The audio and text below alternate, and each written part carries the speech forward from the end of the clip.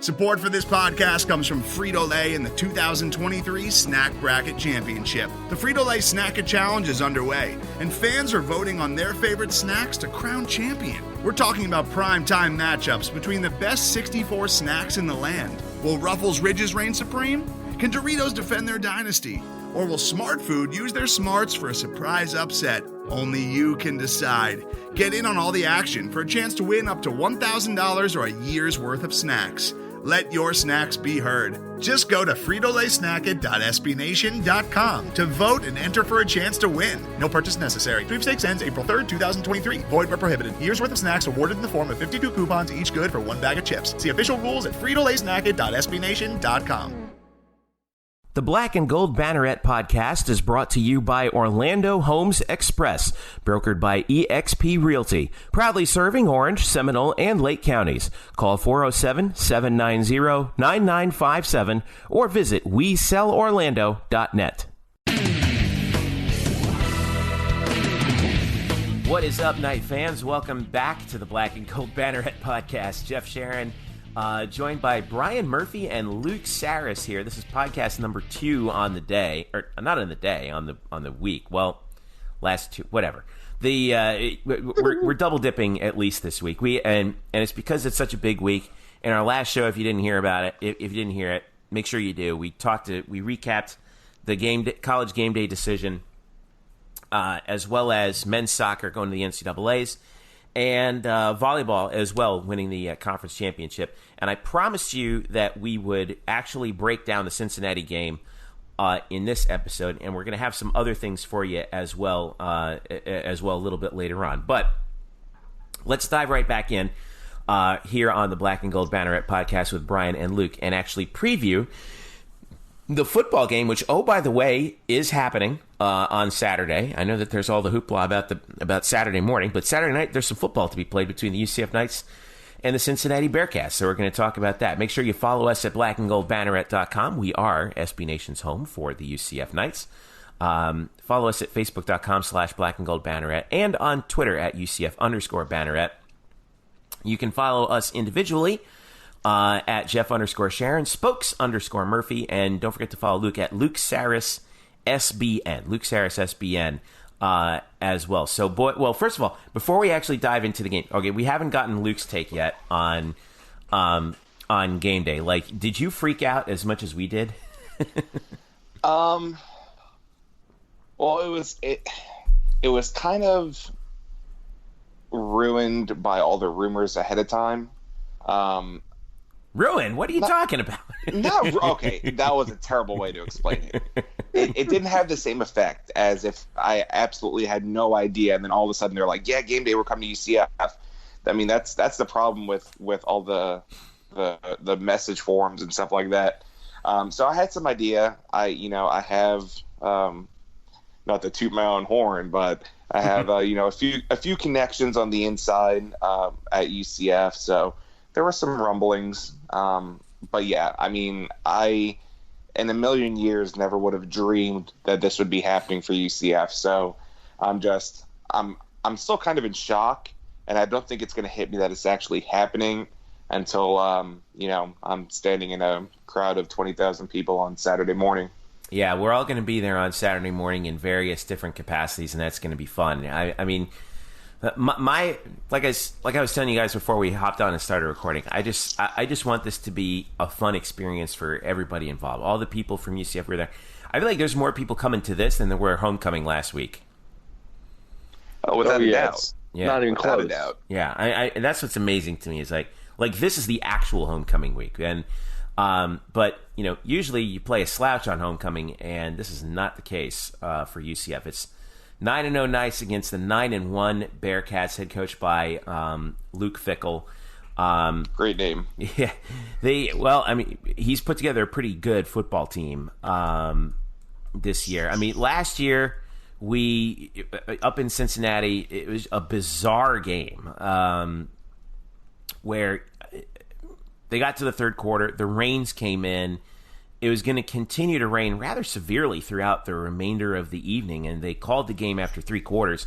and UCF had scored 53 points in 3 quarters. And I think, if I'm not mistaken, you guys correct me, UCF, I think, scored on every possession. Indeed, they did.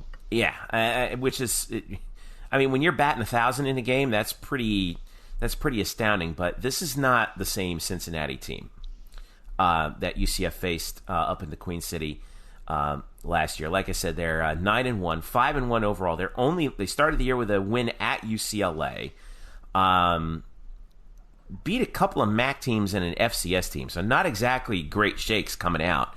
But nonetheless, here they are at 9-1, and this is basically the East Division Championship in primetime on ABC at 8 p.m., following the hoopla of College GameDay and all that. Luke, you were telling us right before we went on that, if people complain about UCF's schedule, well, tell me more about how Cincinnati's played a strong schedule. So let's pick up from where we left off on there, because I know you're about to make a good point about this. Yeah, I mean, listen, first of all, don't get me wrong. Cincinnati's a great team. What they've accomplished this season is definitely impressive, especially compared to where they were last year. But, UCF wants, or people who hate on UCF want to say they don't deserve credit because of their schedule. I mean, Cincinnati really hasn't played anybody. You look at UCLA, two or three wins in their first season under Chip Kelly. Miami of Ohio, Alabama A&M, Ohio. I mean, even when you get to the American Conference schedule or the slate for Cincinnati, I mean, UConn, Tulane, Temple, SMU, Navy, the only really good team they played was USF, and USF's starting quarterback was out that game with an injury. I'll even go and say, they played at Temple. They lost that game in overtime, because Temple, I think, has really emerged down the stretch. And, of course, they did beat SMU by 6, but I think there's some debate in overtime. Yeah, but I think there's still some debate as to whether SMU's actually good.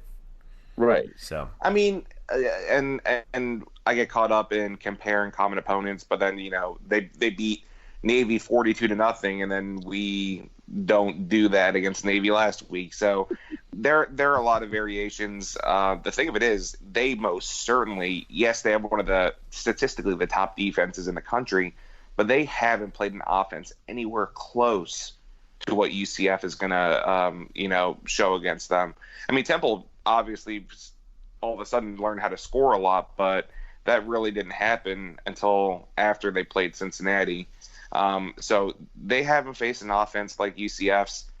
They haven't faced, it's hard to face an offense like UCF's when UCF has one of the top offenses in the country, but they haven't really faced a tough offense at all the entire season. So they want to hang their hat on defense, but they haven't really been tested. So I'm just curious how this is all going to shake out. They are 6th in the country in total defense, giving up just 279.8 a game. 9th in pass efficiency defense, 7th in scoring defense. They're giving up less than 15 a game. But, like you said, against who? They actually have a negative turnover margin, if you can believe that, despite being in the top quarter of FBS in total offense at 34 and 17th in rushing. Brian, you've been around UCF this week. When you machete your way through all of the hoopla around College GameDay and you get to brass tacks about the game, what is being said? What are you gleaning from the UCF side of things about Cincinnati? What are the concerns? What are the opportunities? I think the concern is another big-time rushing attack, right? Led by Michael Warren, who's a top 15 rusher in the nation right now, ranking 13th overall in total rushing yards. This is a team that's faced more than its own fair share of good running backs, good running teams this season. I think we laid that out last night with all of the top rushing offenses that this team has faced, and here comes another one. And we know UCF's been a little soft on the run defense, but none of that has seemed to ultimately matter because the offense just does what it sort of did last year when the defense started to falter. It's like it doesn't matter what the defense does because the offense will come up with something to outscore them. I would want to say one more thing about Cincinnati and its defense, because Luke Fickell is a defensive guy. first of all, would you ever believe that Luke Fickell played nose guard in college? Like, you look at him now, that guy is not a nose guard. It's like Brad Culpepper. You see him on those law ads, and you're like, what happened to the rest of you? But anyway, go ahead. But, for a team that, lost 4 of its top 6 tacklers from last year, they had another leading tackler this year, basically changed positions before this season started. And to do all those changes and to now be where they are defensively, it is, again, no wonder why Luke Fickell's name is being brought up for the Louisville job and should be brought up for other jobs as well. The transformation over 1 year has been fantastic. They're top 15 in basically every yardage and scoring category on defense. So it's hard to see where the weaknesses are on this team. I don't know. What do you guys see on this team? Well, as Luke said, who have they played that's that's really tested them on offense? Temple was outstanding against UCF, but even when they played Cincinnati, going into that game, you wouldn't consider them a up and down, fast paced attack.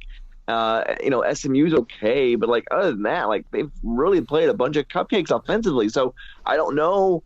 As good as the stats are, do we really know how good this defense is? I guess we'll find out this Saturday, but that certainly doesn't help us in a quote unquote preview show. Well, go ahead, Luke. I'm sorry. Temple came into the UCF game with statistically one of the best pass defenses and a highly ranked overall defense.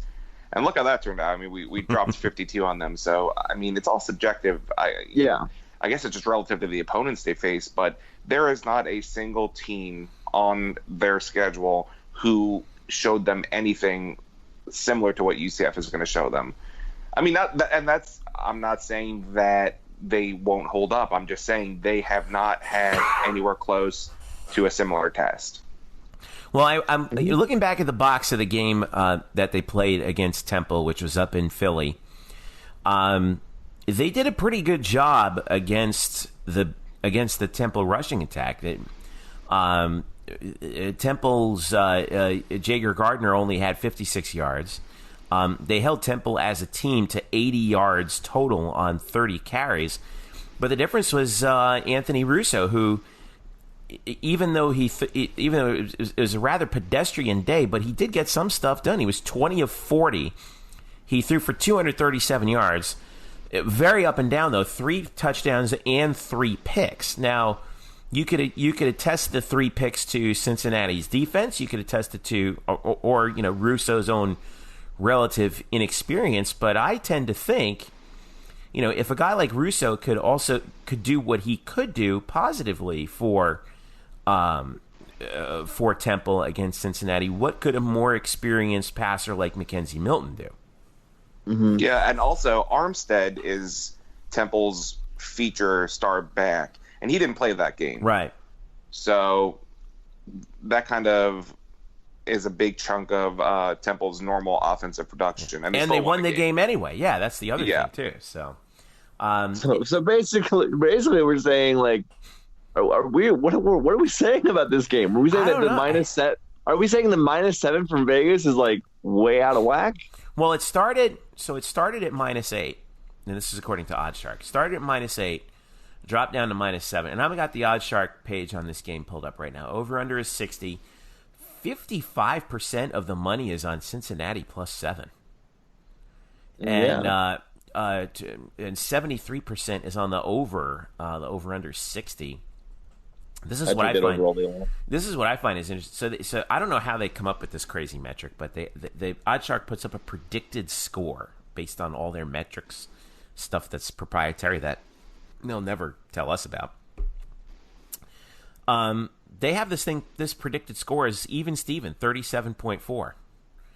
So I mean, I don't know. It's something smells fishy. They're predicting a tie? Yeah. They're predicting a tie? Basically a tie, yeah.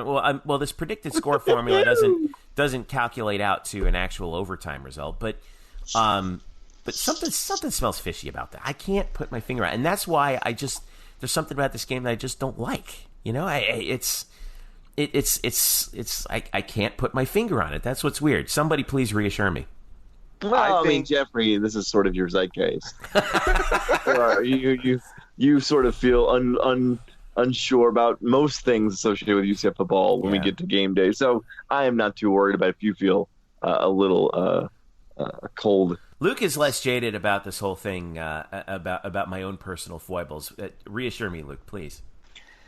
Listen, I think taking UCF at 7 points, and I think that's free money. Wow. Okay. I normally don't go against. Listen, I'll admit I'm a gambling man, and normally I'm pretty in tune.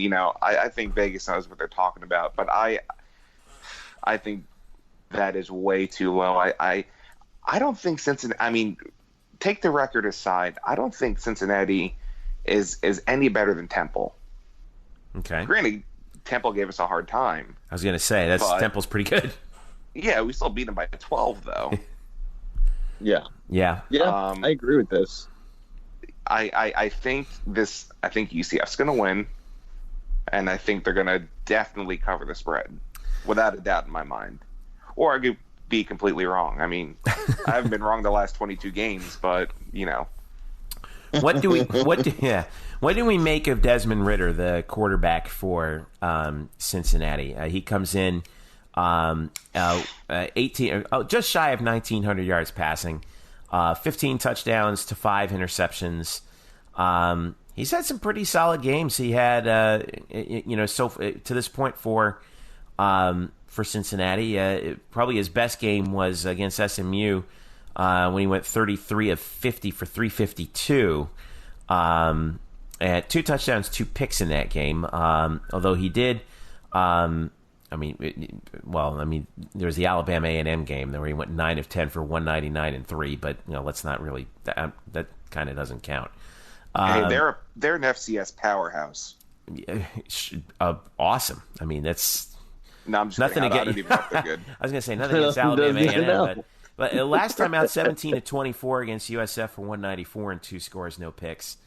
I know that he's not the strength of this team, and that's fine. I get that, but he manages it. He's purely a manager. Yeah, and he can run. Like, here we go, another running quarterback for UCF to deal with. Every team has him now, but here's another one. But are we more concerned about Michael Warren, their running back, than, say, any of the others really good backs, and let's be honest, really good backs that UCF has faced this year? No, I mean, we're as concerned. I don't know if we're more or less. I mean, that is the focal point of this offense. Michael Warren is the workhorse here. And if they're not running with him, then they're probably running with Ridder. I mean, Ridder has thrown more than 30 attempts in 2 games. One of those games they lost. They want to keep him somewhere around 25 attempts and keep the ball on the ground. And it's not a bad strategy against this UCF defense, which, again, because of the way they sort of attack gaps, want to get tackles in the backfield, they over pursue a lot. But again, I think the point's been made of I just don't know how this Cincinnati defense holds up against an offense that is head and shoulders in the clouds better than anything they've already seen. Concerns about and this will be the last thing before we go. Are there any concerns? Well, second to last thing. Are there any concerns about UCF coming out of this game, the emotion of game day on campus, the bright lights, ABC, primetime, any worry about that? That'll get in their heads? Yeah, I mean, I'm just maybe I'm throwing stuff against the wall to see what sticks here. But yeah, I mean, listen, these kids, most of them have been on every kind of stage you can imagine. They played FIU on BN Sports, where 10,000 people watched on TV, and they played Auburn in the Peach Bowl and beat them with 9 million people watching. I think they thrive for this kind of stuff, and I think they're hungry to show the world, what they can do. And our coaching staff is so level-headed. Heupel, that I don't know if you've heard, but he has his 1-0 mentality. Oh, put a dime in it. Put a dime in the jar. Give me your money. Even Randy Shannon and his defense, they'll have those boys ready. I don't have any concerns about it whatsoever. You know how many times I've asked certain players, because I'm working on something else, that I've asked players about how they are dealing with the emotions of this game and the distractions of this game. And of course, they're not going to tell you publicly, like, yeah, we're really caught up in it. Yeah. Like we're really distracted by it. Like, no, they're gonna espouse the platitudes of this program, which is going 1-0 every day, and full 60 minutes, play 0-0, whatever. But really, I think Luke's point is spot on. Like, this team is pretty battle tested on and off the field. Like, you want to talk about a team that's gone through some distractions in season. Like, I think we had plenty at the tail end of last year, and as memory serves me correctly, they still won. So I just see this as being sort of in the same phylum. It may be a little different, but it's related. I don't think they'll crumble under any pressure. It's a night game. They're at home. I do definitely know that some of these players, Mackenzie Milton, I think maybe at the top of that list, who really does thrive and love these sort of moments. All right, I feel better now. All right, score predictions. You got them. Luke, we'll start with you. Oh, man, I haven't even thought about this yet. I haven't thought about this either. All right, that's why I'm asking you. Good, I'm putting you on the spot. Go. Because I'm so caught up with game day. Yeah. All right, I'm just going to throw it out there, and I think for some reason this score has come up in my head for almost every game this season. But I'm going to say 45-24 UCF. Okay, Brian? What's the total? Is it 60? That's going to be that's 60's low. Heck. 73% are taking the over, by the way. Yeah, that's smart. Free money. It is. That's free money too. That might be more free money, or more safe. I'll say 30. I'll say 30. No, I'll go 41. I'll go 41-21. Okay. I'll go. For some reason, I keep. You know what? My number that keeps coming up in my head, Luke. It's funny how this always happens. I keep seeing 37-24. That'll work. That's a 13-point win. Yeah, I mean, it kind of checks all the boxes, Jeff. Right on the over. Right on the over. It's UCF covers 37-24. Clear the spread, and then they win. And they score 30. So yeah, I'd say all right. So here's what we're going to do. We're going to take a break. We've got a lot more to come for you here on the podcast, but we are going to bid farewell to Brian and Luke. Make sure you follow this. By the way, Brian, we already talked about a lot of the stuff that you've got going on. Luke, what do you where are people going to find you on Saturday, and what do you think you might have coming up? You always put me on the spot. Well, Saturday I'll definitely be there for game day, trying to figure out the logistics. I thought about putting a blow-up mattress in the bed of my truck and camping out. Probably not going to do that, even though it sounds cool. That is that would have been straight up hardcore, man. I'll be at game day, probably get there around 6 or 7. Experience that, go home, take a little nap, come back, hit up Memory Mall, and then I'm in the black and gold cabana for these games, jammed in my little corner against the fence, and that's my plan. I'll have the preview for the game up either tomorrow or Friday morning. And then what else? There was something else that we were discussing. Yeah, I can't even remember. We've been pumping so much stuff out. I can't even recall. Who knows? Pumping stuff out. You know what? Things will be up there, people. Things will be written. Yeah, we'll be writing things. Just keep coming back. Yeah, it'll be fine. I've really been battling. Oh, that's what I wanted to do. I wanted to. Last year when I was writing for Underdog Dynasty, I did a piece on attendance woes, and I wanted to do a follow-up piece on the effect of the undefeated season and the national championship claim and how attendance has increased, so on and so forth. That's something I want to do. I've been really struggling not to write a piece fully comparing Oklahoma to UCF and how it's a bunch of crap that they're 5 spots higher than us. I saw that tweet. I think that was absolutely brilliant, by the way. Well, it's why do you not want to write that though? Because listen, I feel like after a while I'm just beating a dead horse. No, I think that's great. I think you should write that. No, yes, definitely write that. Oh my gosh. Okay, well, yeah. Well, then I'll be writing that as well. Because look at that, ladies. Come for the podcast. Stay for the story assignment meeting. Brainstorming session out here. Listen, it's going to be fun. I'm so glad that you guys are all going to be there. I know I'm going to be there. Elo's going to be there. I'm having a hard time figuring out who's not going to be there. That's kind of like basically where we are with this whole thing. So, if you're in the area, hit us up. To show up. This is the big. This isn't just for the university. It's not just the players on the field. The fan base has just as important part in making this all successful as anybody else. Yeah. So we need everybody to show up in force. This is going to be fun. All right, we're going to take a break. Once again, Luke Sarris, SBN, and spokes_Murphy on Twitter. Luke Sarris and Brian Murphy, guys, thank you so much. I will see you guys. I'll see you guys on Memory Mall on Saturday. Absolutely. Man, I can't believe it. All right, fellas.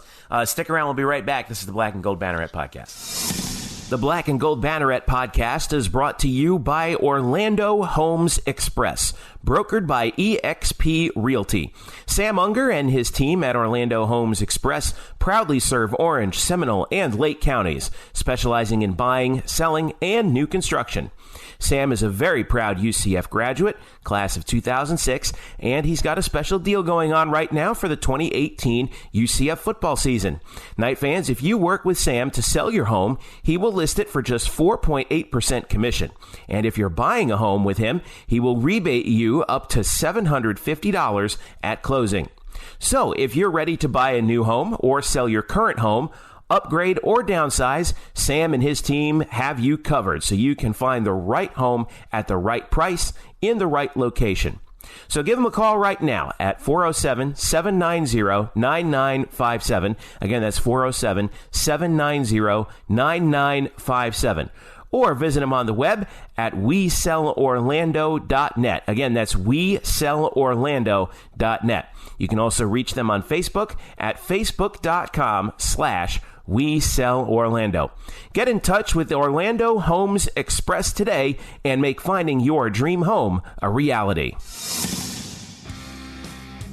Hello, Night Nation. I'm Andrew Fegley. And I'm Trey Strelko. Where are we? This isn't our usual spot. It looks like we've landed in the Black and Gold Banneret Podcast. Oh, yeah. I've heard of those guys. You know, Nightline has UCF sports covered. Week in and week out, we bring you interviews with newsmakers and in-depth analysis of UCF sports. Subscribe to our weekly podcast on iTunes, SoundCloud, Stitcher, or wherever you get your podcasts. Be sure to subscribe to Nightline on YouTube, like us on Facebook, and follow us on Twitter at UCF_Nightline. Trace, can we go back to the 1148 studios now and start working on our next all-new Nightline? How do we get out of here? Go Knights! Charge on. Now back to you guys in the Black and Gold Banneret Podcast. All right, welcome back to the show. Jeff Sharon here with you, and I'm joined once again by Eric Lopez here as we wrap up and get you ready for Saturday, UCF and Cincinnati, College GameDay in town. A little bit earlier here on Friday, Elo, you and I were down at media availability for College GameDay. We saw the setup, looked really cool, and then later on, you actually stayed there for the live telecast of College Football Live. So, a couple things that we noticed. They said that there's a credential allotment for local media to be around the Game Day set, and the folks from Game Day said that all of the credentials are taken, which is they had to turn people down, which is actually they said it was pretty rare that happens, which is just kind of gives you an idea of the magnitude of this. And then also, in addition to that, the set, everybody was out there for College Football Live on Friday night, which, sometimes it's a mixed bag for them, but the band was there, the cheerleaders were there. Yep. Massive crowd. You were there. What was it like? It was incredible. Actually, it was funny because David Pollack, I never would have expected this because he's great playing with the crowd. Like before the show starts, he just kind of acts up with the crowd. He acknowledges the signs. I mean, there was he's like, oh, Kirk's going to love that sign because there was like an anti-Kirk sign, I guess, somewhere there, whatever. But they had a blast. And I think even acknowledged, he said that they don't usually get marching bands or, this huge crowd stuff for like a Friday college football live. I mean, I got to sit right behind him. Maria Taylor was hosting with Pollack and Desmond Howard. They were kind of laid back. And then Gene Wojciechowski was playing, was playing the fight song with the marching band. Okay, so I saw him with a trumpet, but he wasn't really playing. Well, I couldn't tell. He was pretending he was.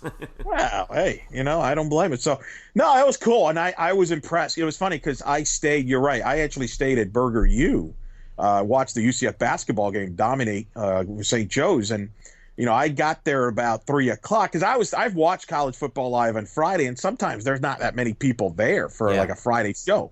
And when I got there, I'm like, holy smokes, there are people here already. Like, I mean, I would say there was at least 1,000 people there, which is amazing for just a Friday. I mean, there's people there that have already camped out, have their spots ready to go for game day. So, no, I think they enjoyed, at least from that standpoint. It was fascinating, too, because they played up the whole UCF win streak and the playoff and the national title thing. And I thought the crowd was fantastic. They cheered.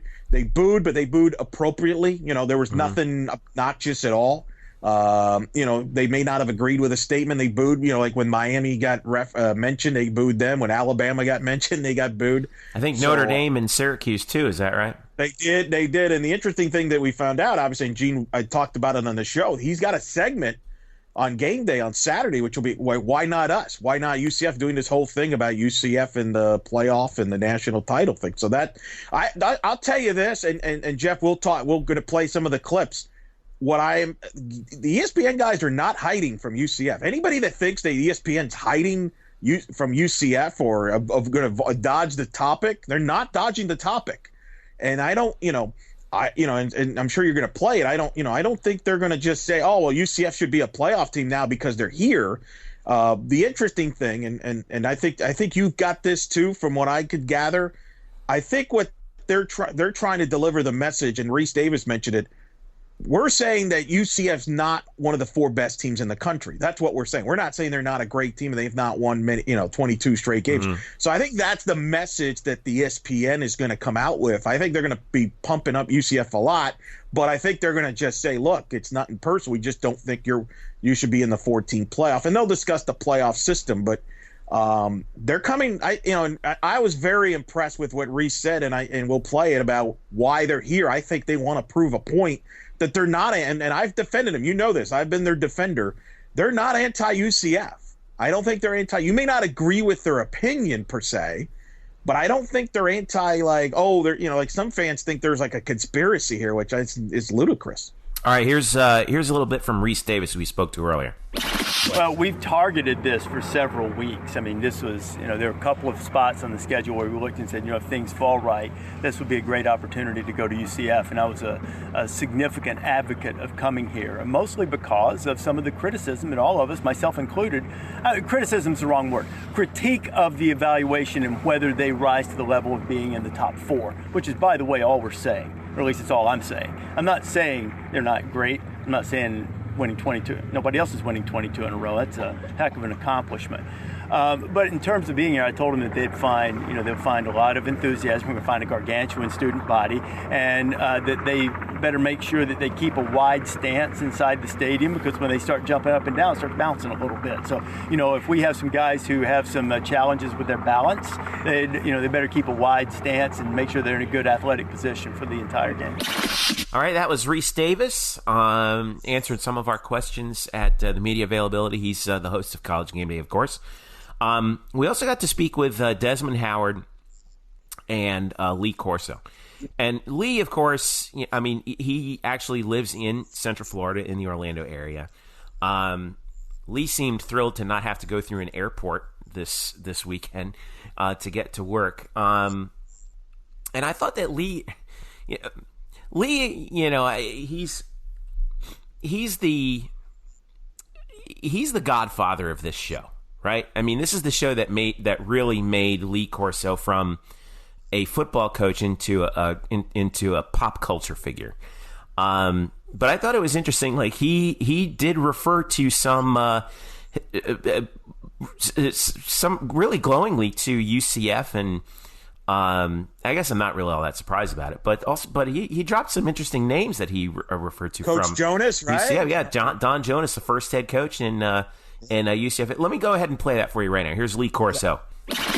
First was John Hitt, the president of this university. I watched him. I studied him a long time. He was a great president and gave the football program everything they need.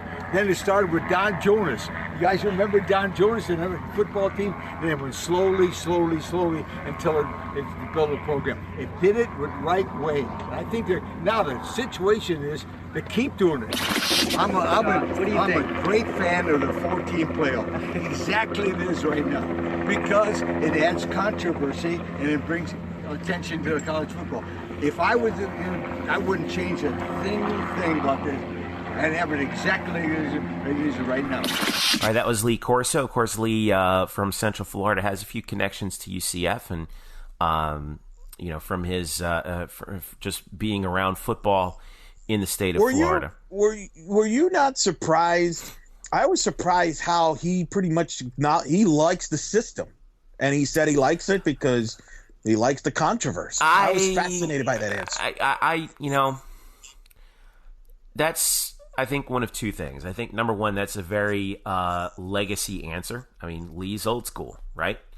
Number two, I mean, he's kind of the standard bearer for the sport, and of course he's going to say that. He sticks to his talking points, as does Rece, as does the next guy we're going to hear from, Desmond Howard. These guys are pros, man. They know how to. They know their stuff, but they also toe the company line to an extent. I think that's not a surprise. They're trying to figure out the narrative. It just feels like they want to buy in, and they just don't. I don't know. It's hard. I mean, it's hard for me to kind of put my finger. When you say they don't buy into what? They're not. They don't seem to buy into the idea that of what we've been talking about, is that half of FBS is stuck in college football purgatory, and that's what that's what UCF's case is. You know what that reminds me of? It reminds me of the baseball purist people that kind of still believe that no, everything's fine, baseball's fine. Yeah, so we're the NFL and college, the NBA hasn't passed us. The game is fine.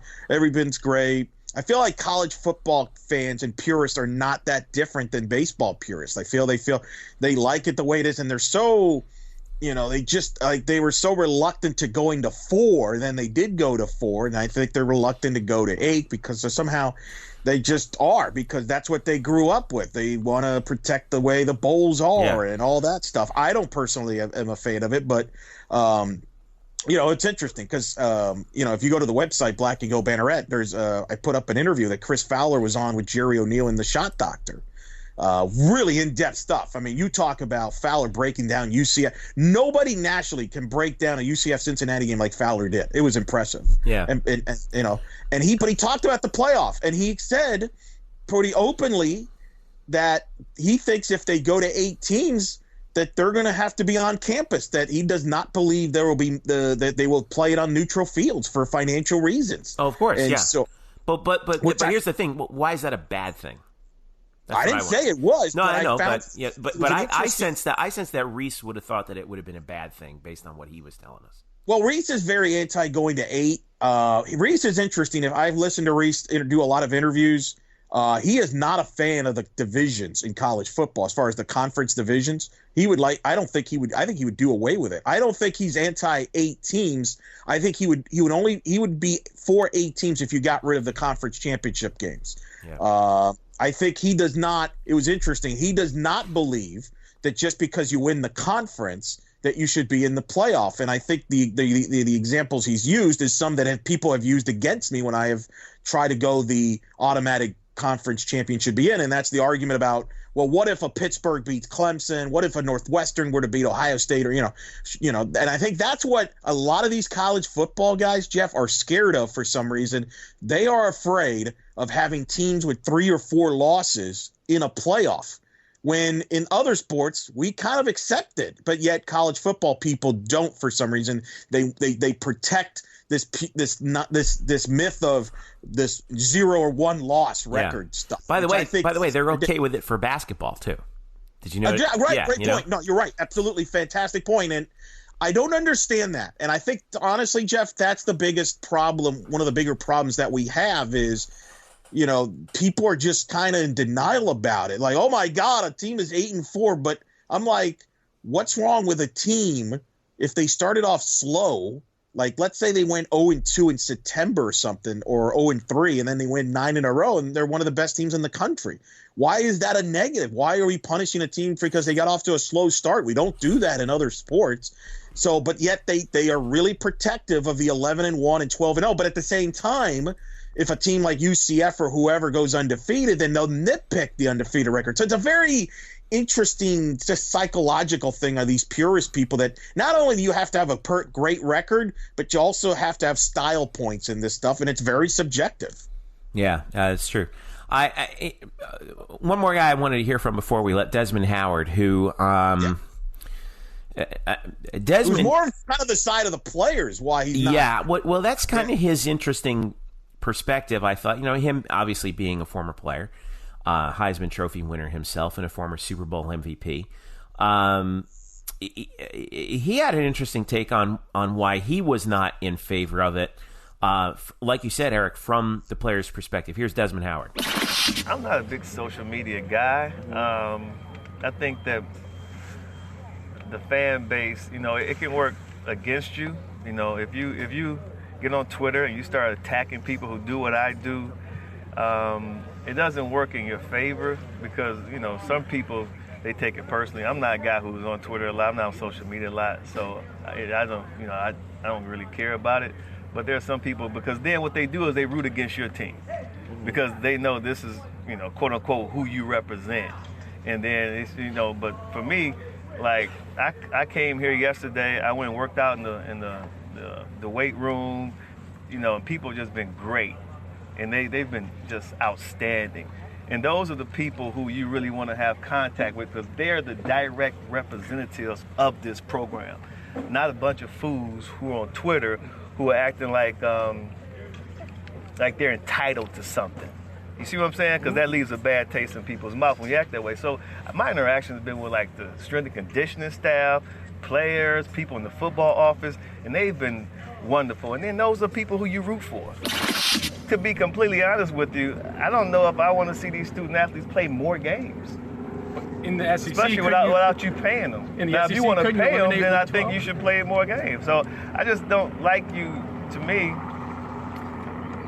putting this type of stress on student athletes. If you're really concerned with their health, if you're not, then don't put it out there for us. Just don't urinate on my leg and tell me it's raining. All right, that was Desmond Howard. And I thought that actually in another part, at times he was a little bit prickly when someone asked him. No? Yeah, when someone asked him why is what do you think is about the whole situation? UCF being, somebody said that UCF was being ignored by the CFP, and he was like, "What do you mean they're being ignored?" Let me play the clip. Here's the clip. Yes. Why would you say they've been ignored? They've won 20 games in a row, and what does that mean this year, though? I mean, it's on a year-by-year basis, and where are they ranked now? 11. So why are they ignored? That's not ignored. Not top. That's not. I mean, just because they're not where you think they should be doesn't mean they've been ignored. What would you suggest to them if they did want to get into the college football playoff? Other than win. Like this season, they would have to play some tougher teams. And, it's not their fault that Pitt is not that good, but it is what it is. And they're not the only ones dealing with this, though. Like, there are other teams dealing with this. Yeah. This is the state of the system that everyone accepted. And they were complete and total fools, in my opinion, to ever accept this as a playoff system. I said it from day one. But now you guys understand, the problems with this quote-unquote playoff system. All right, so Des was a little... yeah, he was a little defensive about that, I thought, which was interesting. Why do you think that was? That's a great question. I don't know. I think he does not like, and I think he alluded to it during the session. I don't think he likes that people are going after public figures like himself or Kirk, who I'm sure has been drilled a lot with a lot of stuff. Right, but that's okay. But that's interesting because he says that he doesn't spend a lot of time on social media. Well, and here I am looking at his Twitter account that has 361,000 followers. Now, right. I know that's the case, and if you look at his feed, it's pretty innocuous stuff filled with stuff that I don't even know if he actually. Well, I doubt he actually. Right. He could be right. He's not a social media guy, but you know how it is. It's not even that, Jeff. You know how it is. It's kind of, when athletes and coaches would always say the old adage, you and I have both been in radio. Oh, I don't listen to the radio station. I don't listen to radio. I don't read the papers.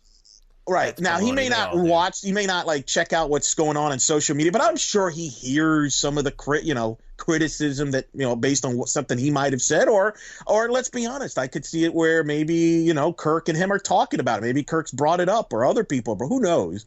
I am surprised by it, and maybe maybe and part of it might be that maybe in his mind he feels UCF is justified to be ranked 11th. Like, how is that being ignored? I think maybe he does take exception, because I know this. Rece has said he believes that UCF in part is ranked 11th based on the win streak, not based on what they've done this year, which is an interesting topic. So I think some of them kind of resent the fact that people think that UCF's been ignored or disrespected, and I think they are. To some extent, one of the reasons why I think they're here is to kind of prove a point, and I commend them for that. They want to make it clear they're not anti-UCF, but I think they take exception with people that think that they are, and so maybe that's where Desmond's coming from. Well, I think we're going to get a much more clearer picture possibly tomorrow, and I say tomorrow, we're recording this Friday night. Of course, College GameDay is happening on Saturday, and at 9 a.m., obviously, if you're not there early, expect to be in the back. Just real quick for the folks who maybe are coming in a little bit later. You were there for College Football Live, like we mentioned earlier.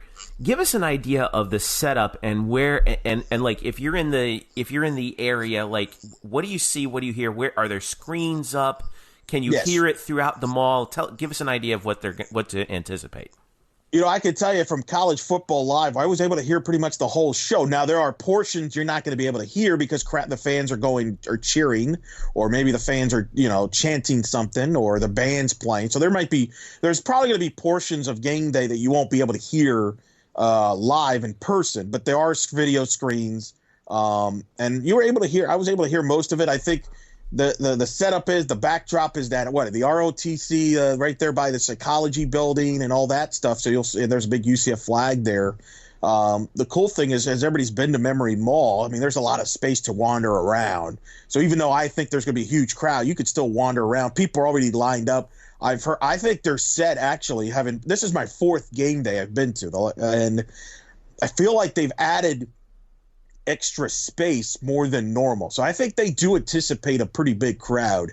So I think it'll fit for everybody, but people are going to be moving around, and you're right. I think it'll be an interesting, lively crowd. I'm fascinated to see what kind of reactions does Herbstreit get, what kind of comments does Kirk make, because obviously fans, for whatever reason, kind of picked Kirk for some reason as the main target, even though, again, I think I don't think what he said was the worst thing in the world. Compared to what others have said. Well, what he said and what everyone hears are totally different things, because what UCF fans heard is you're not as good as Fresno or Utah State, and that's what set him off.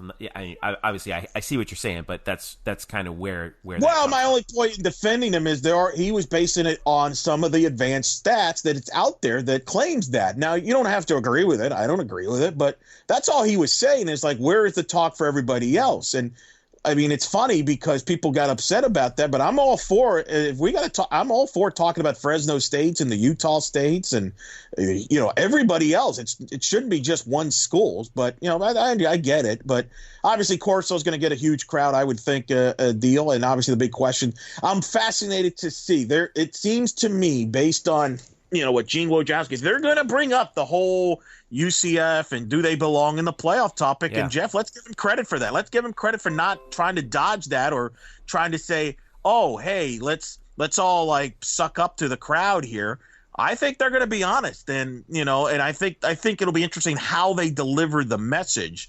Will be very interesting, and I'm sure fans will boo about it, but I don't think they're going to dodge it. And I'm always I give them credit for that, and I think that's going to be very good. By the way, here's some of the segments they're going to do. The Why Not Us? UCF has the longest win streak in major college football, but unfortunately life outside the Power 5 conference has meant they don't get the love that goes with it. That's going to be Gene Wojciechowski's feature during the show. Mm-hmm.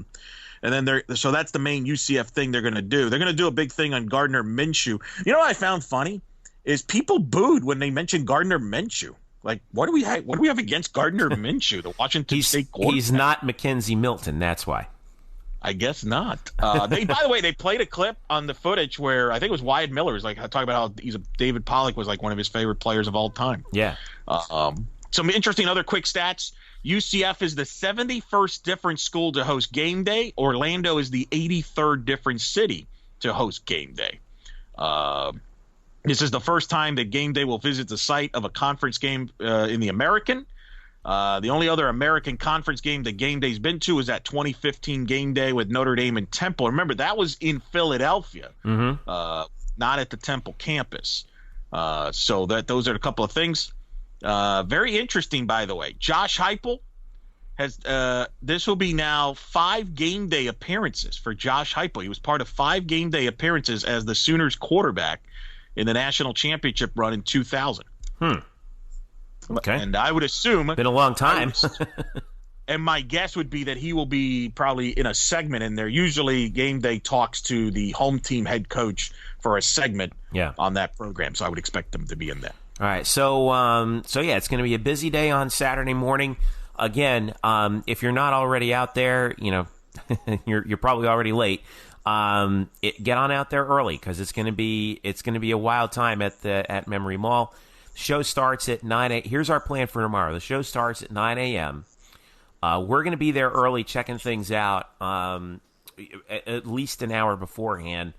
And the show ends at noon. So now we can't obviously stream anything live, but we're going to try and get some photos of things. Some of the fun game day signs that we see, we're going to try and do that. After game day is over, we do have basketball tomorrow, believe it or not.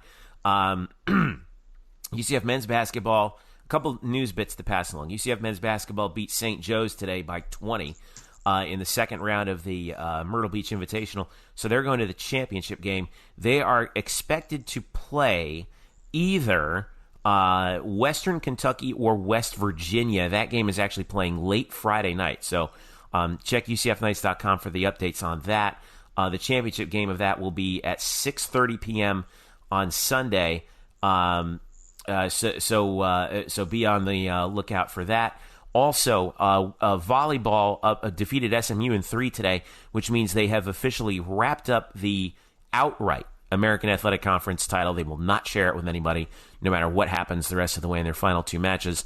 Their final match is Wednesday, the day before Thanksgiving against USF. So, and that's at home to finish it out on senior night. So, again, if you're heading out to game day, do be careful, do be safe, do be passionate, and have a lot of fun because this might be a once in a generation thing. I mean, hopefully not. Hopefully they come back sooner rather than later. But you never know. And we want, and I know that I mentioned this in a column that I wrote on the site. I want everybody to, recognize that this is our chance to show them how great UCF is and the reason why we all went there. We have a lot of stuff on the site as well. Like we said, we'll be sort of kind of live second screening game day tomorrow. We've got Luke Sarris has his preview up for the game. Zach Goodall has an excellent film room on how UCF can beat the Bearcats' excellent defensive front. Our nice roundtable is up from Jeremy Brenner. 5 questions with Phil Newford of Down the Drive. Chaz Short took care of that. That's up there as well. And of course, Eric, you have your column up there on the on what's at stake for as far as the TV contracts. for UCF in the American with a good television showing on Saturday night. Kickoff is at after 8 p.m. on ABC, UCF against Cincinnati. So that's going to be that's pretty much, I think, takes care of it.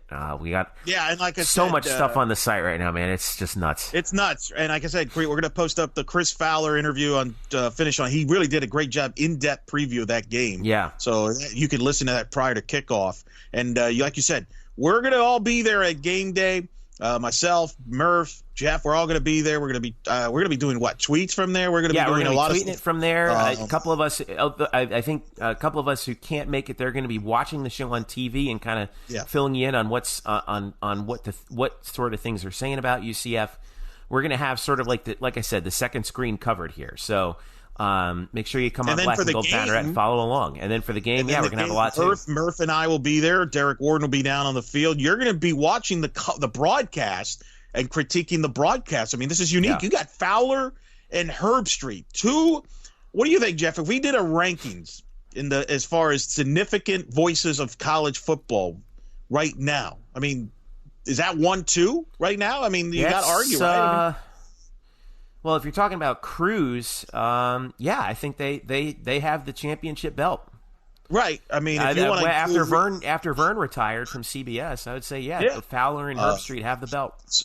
So I'm fascinated because I know you're going to watch the game broadcast live. I'm fascinated, and I know you're very good at this. You're going to pick up on some of their comments and what they say and what kind of tone it is for the UCF broadcast and from what they say about UCF and things like that.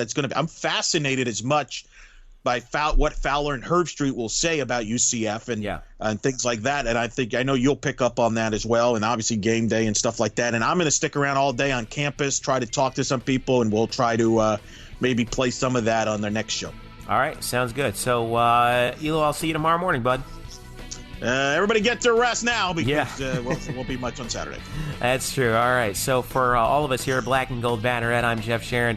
Thank you so much for listening to our second podcast of the week. And don't forget to follow us, UCF_Banneret on Twitter and at blackandgoldbanneret.com for all the latest. Tomorrow, Saturday, November 17th, the biggest day in UCF history, College GameDay, and then UCF in Cincinnati, 8 p.m. on ABC. So it's going to be a big one for all of us here at Black and Gold Banneret, including the one, the only Eric Lopez, Brian Murphy, and Luke Sarris, who were on earlier. My name is Jeff Sharon. Thank you so much for listening, and we'll see you on campus for College GameDay on Saturday morning.